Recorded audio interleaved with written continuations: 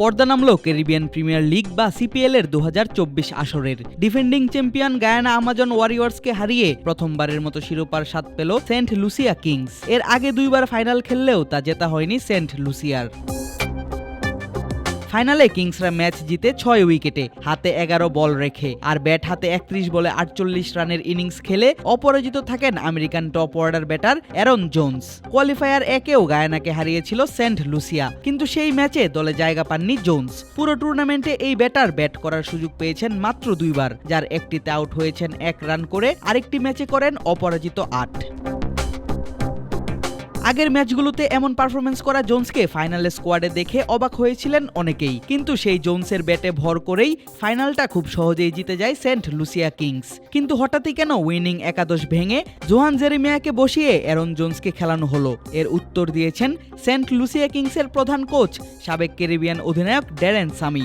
Match শেষে সামি জানান জোন্সের চোখে কিছু একটা দেখেছিলেন তিনি।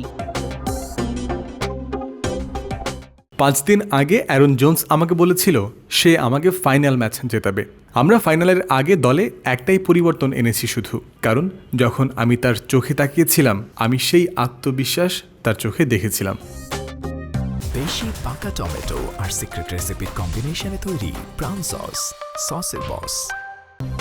কোচকে দেয়া কথা রেখেছেন জোন্স। দলের হয়ে সর্বোচ্চ রান করে এবং অপরাজিত থেকে মাঠ ছেড়েছেন এই আমেরিকান ব্যাটার। সেই সঙ্গে দিয়েছেন কোচ এবং দলের বিশ্বাস এবং ভরসার প্রতিদান। সিপিএল এর পাশাপাশি বিপিএলও খেলেছিলেন এই ডানহাতি top order batter. Shakib Al হাসানের দল রংপুর রাইডার্সের স্কোয়াডে 2022-23 মৌসুমে বিদেশি প্লেয়ার হিসেবে ছিলেন তিনি। 2023 বিপিএল আসরের একটি ম্যাচ খেললেও পাননি ব্যাটিংয়ের সুযোগ। টি-20 বিশ্বকাপে আমেরিকার হয়ে পাকিস্তানকে হারিয়ে নজর কাড়েন জোন্স। এবার আবারও তাকে দেখা যেতে পারে রংপুর রাইডার্সের জার্সিতেই, কারণ আমেরিকার মেজর লিগ ক্রিকেট দল আটলান্টা ফায়ারের সঙ্গে চুক্তিবদ্ধ হয়েছে বিপিএল এর দল রংপুর রাইডার্স। সেই আটলান্টার অধিনায়ক হিসেবেই আছেন অ্যারন জোন্স। নিঃসন্দেহেই জোন্সের এমন পারফরমেন্স কাজে লাগিয়ে বিপিএল ভালো কিছু করতে চাইবে রংপুর রাইডার্স। আদিব আশরাফ, ক্রিক ফ্রেন্জি।